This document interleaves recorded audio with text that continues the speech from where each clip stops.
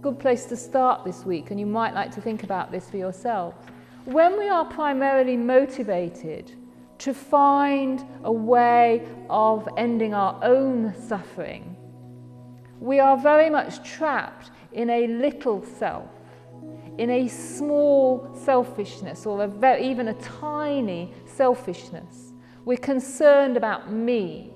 We're concerned about the pain in my knee. We're concerned about the tension in my solar plexus. And that can be a very strong motivation to start spiritual practices or to start self-empowerment practices. But it can only take you so far because it's a very small motivation. As Jason once said very wisely, it's like having to feed yourself. You don't need to work very hard to feed yourself. If you have 12 children to feed, you have to work a lot harder, particularly in traditional societies. I'm not talking about benefit street where you just get the benefits. I'm talking about traditional societies. Feeding oneself, you work a little. Feeding a large family, you work a lot. And I think the same applies when we're practicing day in and day out the infinite arts, our meditation, and whatever spiritual path you might be on. If your primary motivation for practicing is to make yourself a bit more comfortable in the world, a bit more relaxed, a little bit more peaceful, then you have a very small motivation for practicing. And if you're like me and you're quite a lazy practitioner, sometimes you have no motivation for practicing. You can't be bothered. You're too tired. You're too upset. You're too hungry. You're too wrapped up in the latest TV news. And so your motivation for practicing, when your motivation is primarily based on helping yourself, can very easily go out of the window. Well, it can if you were like me. But what if each and every time you're doing the Infinite Tai Chi form, or each and every time you sit to meditate, or to listen to any type of spiritual talk, your motivation, your core motivation just goes beyond you, and maybe you say, I'm doing this for everyone that I know, all my friends, all my family, all my teachers. I don't mean spiritual teachers, I mean all my school teachers, everyone I've met in my life. I know they all suffer. And so my primary motivation for sitting on my cushion, coming here, doing the form, is to be able to benefit all my friends and loved ones in some way.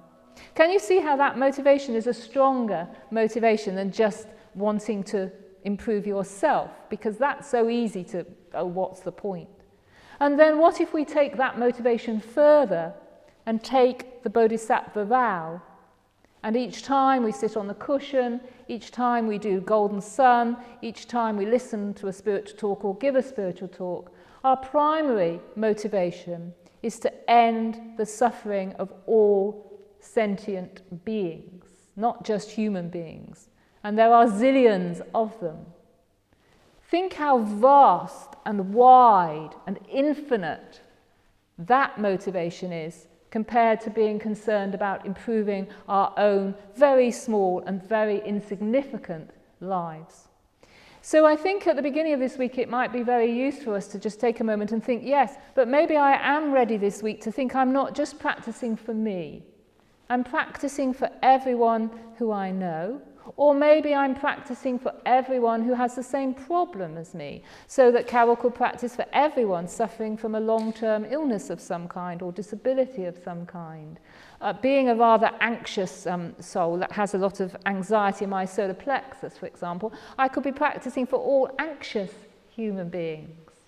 And some of you, I don't know, if you've got a particular addiction, you might be practicing on behalf of everybody who's got that addiction. And you see how that really strengthens our motivation to take these practices very seriously.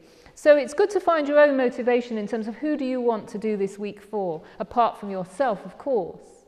And the Dalai Lama calls this the great selfishness, because he says because we're all interconnected, the minute we help someone else, not only is that a good karmic seed to plant in our lives, but also their well-being reflects back to us.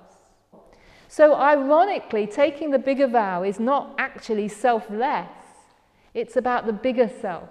and the interconnectedness of all of us.